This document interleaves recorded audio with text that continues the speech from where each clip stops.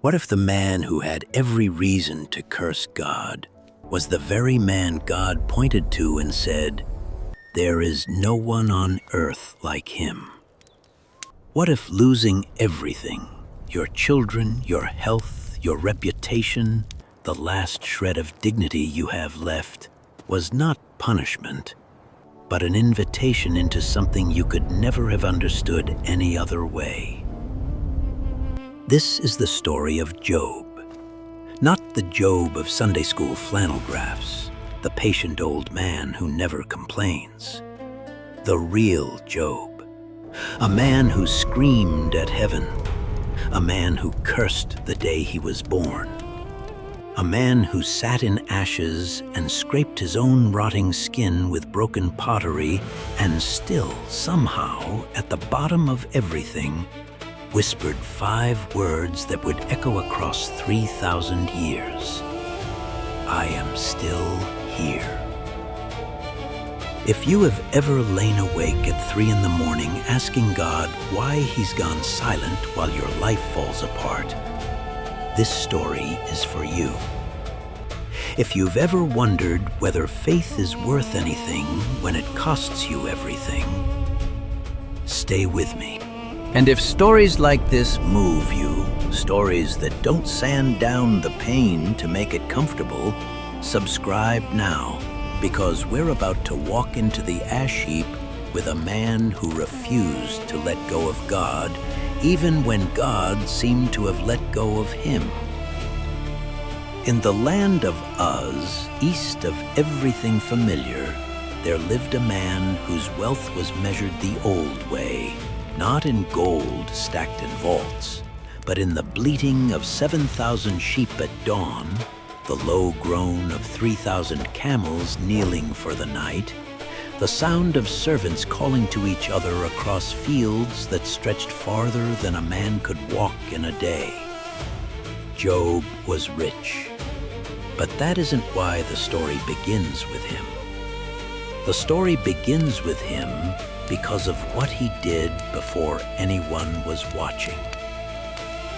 Every morning, before the sun had fully cleared the hills, Job would rise while his household still slept, walk out past the tents, and build an altar.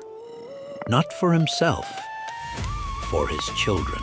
10 of them, 7 sons, 3 daughters, grown, married, feasting together in each other's houses on a rotation that never seemed to end, laughter spilling out of open doorways like light. And every time the feasting finished its circuit, Job would offer a sacrifice for each of them, just in case, in the privacy of their hearts, in a moment no one else witnessed, they had cursed God. That was who Job was. A man who covered his children's unseen sins before they even happened. A man whose integrity wasn't a performance for the marketplace. It was a discipline practiced in the dark when no one was measuring him. And every morning as he lit that fire, he would say the same quiet words to the sky. Words that meant nothing to anyone but him. Words that would come to mean everything before this story is over. I am still here. A declaration, a tether, a man reminding the God he could not see that he had not moved, that his devotion was not conditional on being watched. His wife knew this rhythm better than anyone. She had built a life beside a man who woke before dawn to intercede for children who didn't need interceding for, or so it seemed. She had heard the crackle of that altar fire more mornings than she could count. She loved him for it, this stubborn, quiet faithfulness, even when she didn't fully understand it. Their marriage had been built slowly, the way you build something meant to last through weather. Not with grand declarations, but with 10,000 small mornings just like this one. None of them knew that in a place beyond sight, in a courtroom they could never have imagined, Their entire world was already being discussed. The sons of God had gathered, and among them came the accuser, not a cartoon devil with horns, but something colder, something that moves through the earth like an auditor looking for a flaw in the books. And when God asked him, "Have you considered my servant Job? There is none like him on the earth, blameless, upright, fearing God and turning away from evil." The accuser's answer was not an insult to Job. It was worse. It was a question aimed straight at the heart of what faith even is. "Does Job fear God for nothing?" the accuser said. "You have put a hedge around him, around his house, around everything he has. Bless the work of his hands, and his herds spill over the land. But stretch out your hand and touch all that he has. He will curse you to your face." It's worth sitting in that question because it's the question underneath every hardship any of us has ever faced.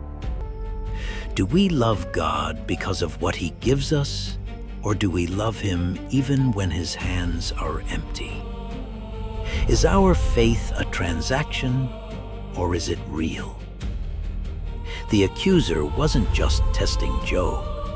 He was testing whether devotion can survive without a reward attached to it. And God, for reasons that will not become clear until the very end of this story, reasons that will make Job himself fall silent, allowed the test to begin. "Behold, all that he has is in your hand," God said. "Only against him do not stretch out your hand."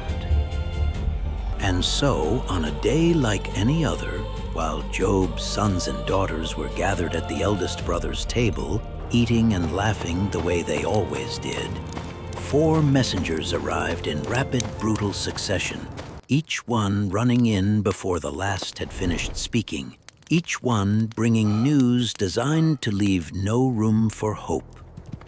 The first came breathless. Raiders had swept in and taken the oxen and donkeys, killing the servants who tended them. Before Job could even respond, the second was already speaking. Fire had fallen from the sky and consumed the sheep and the shepherds both. He hadn't finished the sentence before the third broke in. The camels, all 3,000 of them, stolen, the servants slaughtered. And then the 4th messenger arrived, and something in his voice made Job's whole body go cold before a single word was spoken. "Your sons and daughters were eating and drinking wine in their brother's house.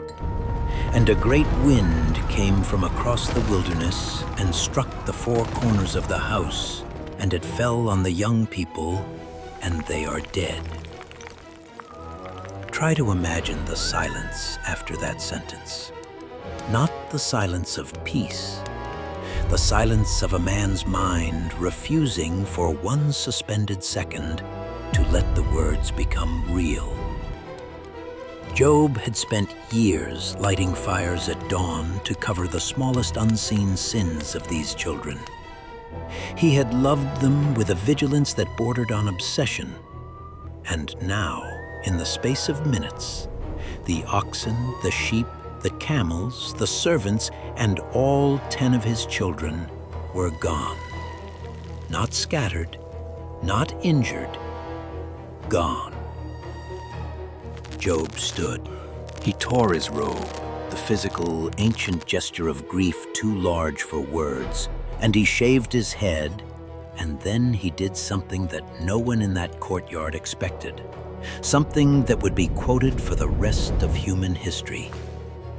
He fell to the ground, and he worshipped. "Naked I came from my mother's womb, and naked shall I return. The Lord gave, and the Lord has taken away. Blessed be the name of the Lord." In all this, Job did not sin, nor did he charge God with wrong. But notice, the story doesn't tell you this was easy. It doesn't say he felt nothing. It says he tore his robe first. He shaved his head first. He let the grief tear through him fully, physically, before the worship came. This wasn't numbness. This wasn't denial. This was a man choosing, in the rawest moment of his life, to still say the same 5 words he'd whispered every morning at that altar. I am still here, even now, even gutted. Even broken open on the ground of his own courtyard with the smell of smoke and blood still drifting on the wind. Still here. And in the unseen courtroom, the accuser was not finished. Skin for skin, he said. All that a man has he will give for his life. But stretch out your hand and touch his bone and his flesh, and he will curse you to your face. So God allowed the test to go further. One boundary held, that Job's life itself would be spared, but nothing else. And the accuser struck Job with boils from the sole of his foot to the crown of his head, sores that wept and cracked and burned until the wealthiest man in the East was sitting outside his own gates on a heap of ashes, scraping his ruined skin with a piece of broken pottery because it was the only relief he could find from the itching agony that covered every inch of him. This is where his wife enters the story again, and this is where the story becomes almost unbearable to watch, because grief does not always make people gentle with each other. It was her children, too. Her body had carried them. Her hands had held them as infants. Her voice had sung them to sleep in this very household. She had watched her husband's faith for years, the altars, the sacrifices, the quiet, whispered devotion, and she had believed, in some way, that it meant something, that it was supposed to protect them. And now she watched the man she loved, sitting in filth and pus and ash, his body a ruin, everything they had built together turned to smoke and silence. And something inside her broke in a different direction than his had. "Do you still hold fast your integrity?" she said. And there was no cruelty in it. There was exhaustion. There was rage. There was a woman who had run out of anywhere else to put her pain. "Curse God and die." She wasn't a villain in this story. She was a mother who had lost 10 children in one afternoon, sitting beside a husband whose body was collapsing in front of her, watching everything her life had meant become ash and pottery shards. Her words weren't the words of someone who never loved God. They were the words of someone whose love had just been shattered against something she couldn't understand. If you have ever, in the wreckage of your own life, said something to God or about God that you weren't proud of later, you already know her. She is every one of us on our worst night. Job's answer to her was not condemnation. It was grief meeting grief and choosing a different exit. You speak as one of the foolish women would speak, he said, and there's tenderness buried under the sternness of that line if you listen for it. Not you fool, but you who are not foolish are speaking like this because of what has been done to you. Shall we receive good from God, and shall we not receive evil? In all this, Job did not sin with his lips. Then came the 3 friends, Eliphaz, Bildad, and Zophar.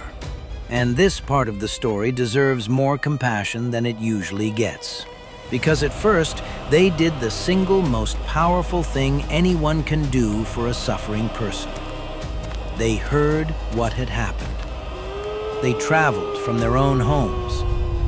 And when they arrived and saw him from a distance, so disfigured by disease that they barely recognized him, they wept and tore their robes and sat down on the ground with him. For 7 days and 7 nights, no one said a word. That silence is the truest friendship in this entire story.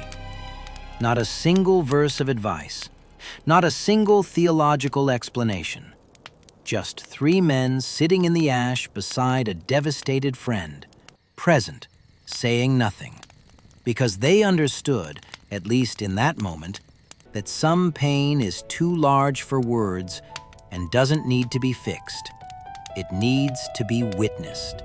It's what happened after the silence broke that turned friendship into something far more painful.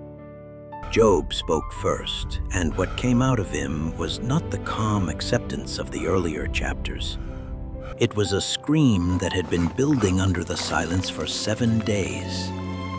"Let the day perish in which I was born," he said, "and the night that said, 'A man is conceived.'" He cursed his own birth. He begged for death the way a drowning man begs for air. This is the part of Job that gets edited out of the tidy versions of the story, and it shouldn't be, because it's the part that makes this ancient text feel like it was written yesterday in your own bedroom on your own worst night. Job was not calm. Job was drowning, and he said so in language raw enough to make his friends flinch. And that flinch is where things went wrong. Because Eliphaz, hearing his friend's agony, did not simply sit with it. He tried to explain it. "Remember," he said gently at first, "who that innocent ever perished? Those who plow iniquity and sow trouble reap the same." It sounds like comfort. It is actually an accusation wearing comfort's clothing. The ancient, exhausting theology that says suffering is always proof of hidden sin, that if you are in pain, you must have done something to deserve it. Bildad was blunter. "Does God pervert justice? If your children sinned against him, he has delivered them into the hand of their transgression." Imagine hearing that about your dead children from a man who came to comfort you.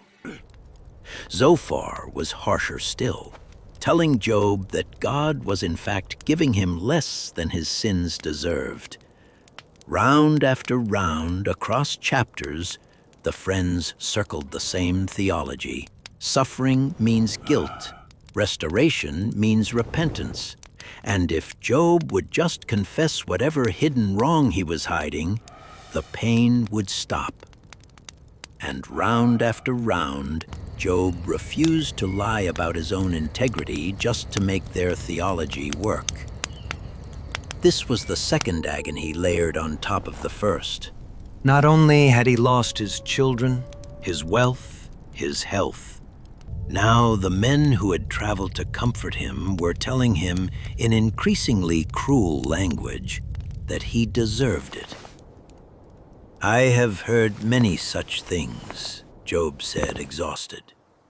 "Miserable comforters are you all. Shall windy words have an end?" There is a moment in the middle of this long, brutal argument where Job says something that stops the entire story cold, something that reaches forward across 1,000 years and points, almost accidentally, at the very heart of the Christian gospel. He is describing the impossibility of his situation. How can a mortal man argue his case with God? How can a person defend himself before the creator of the universe? And he says this, "For he is not a man as I am, that I might answer him, that we should come to trial together. There is no arbiter between us who might lay his hand on us both, no mediator. No one who can stand with one hand on God and one hand on man and bridge the impossible distance between them. Job says it almost as a complaint, a description of his own hopelessness. And yet, centuries later, that exact absence, that exact ache for a mediator, would be answered by a man laying not just his hand, but his entire body on the gap between heaven and earth. Job didn't know what he was asking for, but he was asking for it. Even in his despair, something in Job kept refusing to fully surrender to hopelessness.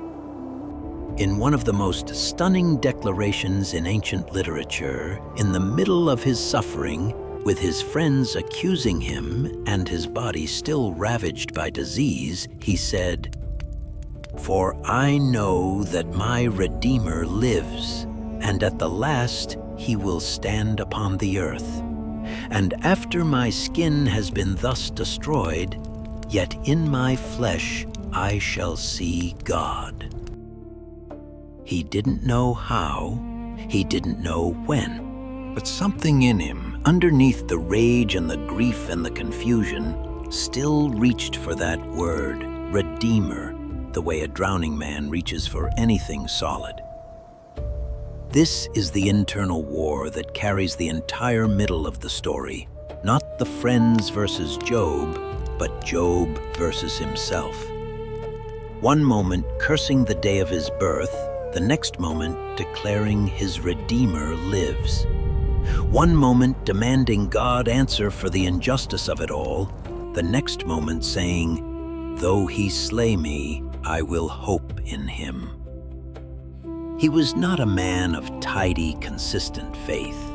He was a man being torn in half by grief and devotion at the same time, and he let both halves speak out loud without editing himself for anyone's comfort. If you've ever felt like your faith was contradictory, like you could love God and be furious at God in the same breath, Job got there first, and he wasn't ashamed of it. Job kept demanding an audience. Not an explanation exactly. He seemed to sense, somewhere deep down, that an explanation wouldn't be enough. He wanted God himself. "Oh, that I knew where I might find him," he cried, "that I might come even to his seat." He wasn't looking for someone to fix the math of his suffering. He was looking for presence, for the God who used to feel close back in the mornings at the altar to be close again. A younger man named Elihu, who had been listening the whole time, finally spoke, too angry to stay silent any longer, angry at the friends for condemning Job without an answer, and angry at Job for justifying himself more than justifying God. His speech is long and passionate, and in some ways he says truer things than the three friends did, that God can speak through suffering itself, that pain can be a language, not just a punishment. But even Elihu, for all his insight, was still a man speaking about God from a distance. And then, after chapter upon chapter of human voices, accusing, defending, theorizing, raging, the noise simply stopped. And out of a whirlwind, a voice that had been silent through the entire book finally spoke. "Who is this that darkens counsel by words without knowledge?" It's worth pausing here because this is the climax of the entire story, and it isn't what anyone expects. Job had wanted an explanation. He had wanted God to answer the why. And God, appearing at last in the whirlwind, doesn't explain a single thing. He never mentions the wager in heaven. He never tells Job about the accuser or the test or any of the reasons the reader has known since the very beginning of the story. Instead, God asks questions. An overwhelming, relentless torrent of questions. Where were you when I laid the foundations of the earth? Tell me if you have understanding. Who determined its measurements? Surely you know. Have you entered the springs of the sea or walked in the recesses of the deep? Have you comprehended the expanse of the earth? Can you bind the chains of the Pleiades or loose the cords of Orion? For chapters, God walks Job through the wild, untamed magnificence of creation. The storehouses of snow, the wild donkey who scorns the city, the ostrich who forgets her own eggs, the horse who laughs at fear, the war horse who charges into battle with his neck clothed in thunder. None of it answers Job's question. All of it answers Job's heart. Because what Job discovers in the whirlwind is not an explanation for his suffering. It's something larger and stranger. He discovers that the universe is vast and wild and full of things he will never understand or control. The behemoth, the leviathan, creatures of terrifying power that God alone can master. And that his own suffering, as devastating as it was, exists inside a story too large for him to see the edges of. He is not the center of the universe. And somehow, impossibly, that truth doesn't crush him. It sets him free. I have heard of you by the hearing of the ear, Job finally says, his voice barely a whisper after everything. But now my eye sees you. Therefore I despise myself and repent in dust and ashes. He doesn't apologize for his grief. God never asks him to. He doesn't take back the questions he screened into the wilderness. What changes is smaller and more total than that. He moves from knowing about God to knowing God. All those mornings at the altar, all those years of quiet, disciplined faith, they had been real, but they had been second-hand, hearsay, a relationship built on reputation. Now, in the ash heap, stripped of everything, he had seen God with his own eyes. And it turned out that presence, not explanation, was what he had actually been longing for all along. I am still here, he had whispered at every altar fire, every morning of his old life. And now, sitting in ashes, disease-ridden, bankrupt, childless, he could finally hear the answer that had been true the entire time. Underneath the silence, underneath the wager, underneath every messenger's terrible news. So am I. God turns in the final movement of the story to Job's three friends, and his words are startling.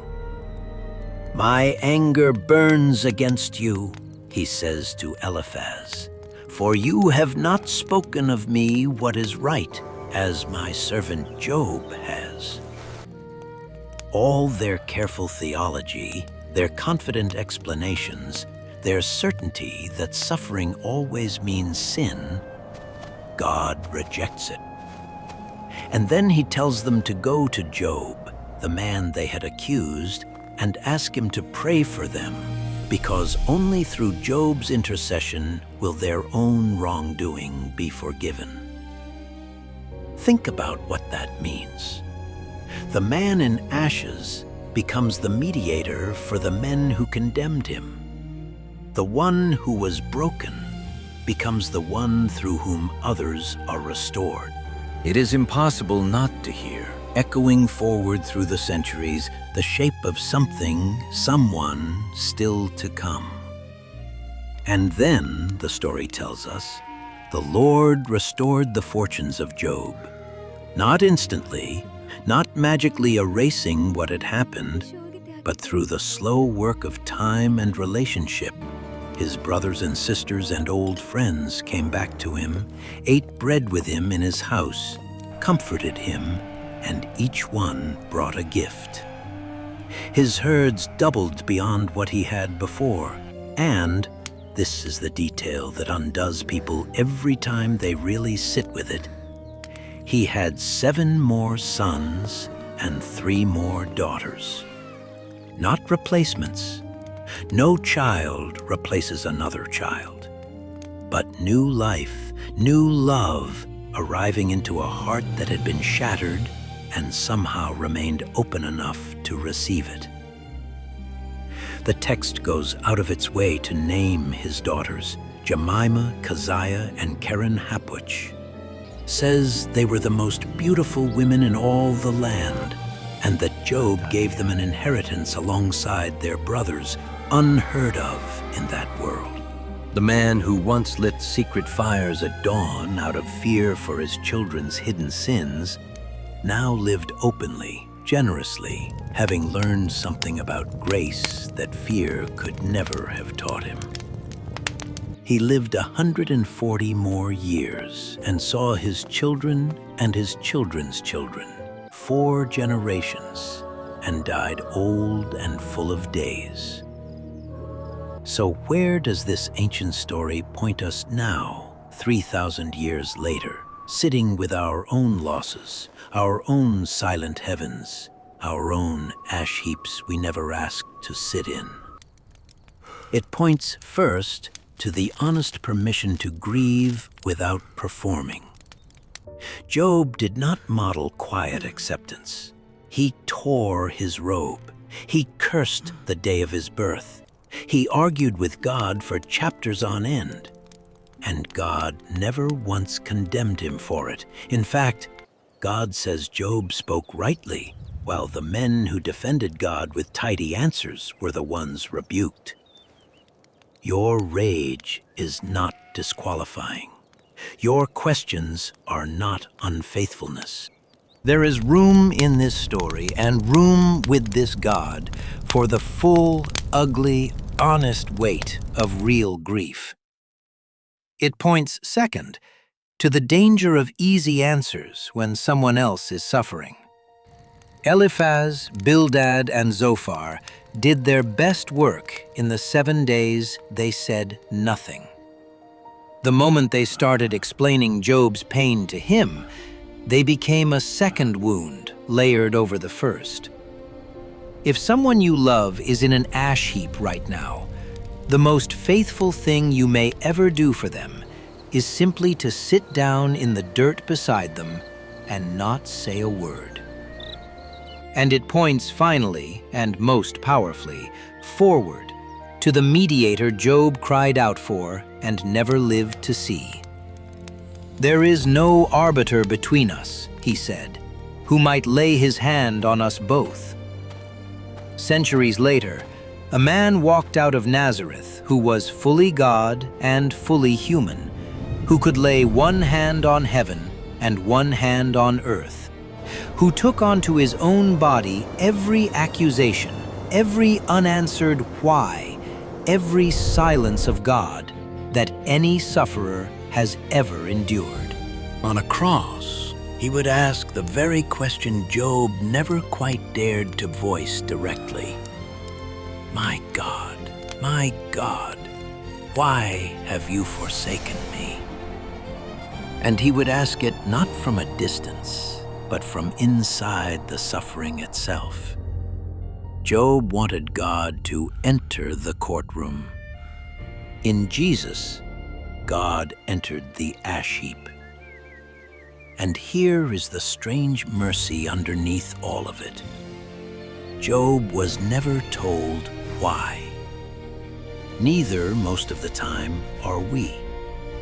We don't get to see the courtroom in heaven, the reasons behind the diagnosis, the accident, the child we lost, the marriage that ended, the year that took everything and gave nothing back.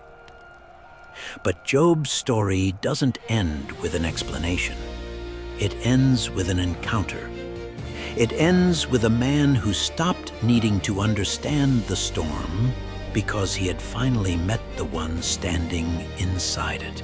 If you are in your own ash heap tonight, if your prayers feel like they're hitting a silent ceiling, if the people around you have started explaining your pain instead of sitting in it with you, if you have said things to God in anger that you're not proud of, you are not failing at faith. You are living inside one of the oldest, truest stories human beings have ever told. And the invitation at the bottom of that story is not to stop asking why. It's to keep whispering the same 5 words Job whispered at every altar, every morning, long before the storm ever came, and even in the middle of it. I am still here. And however silent the sky may seem tonight, so is he.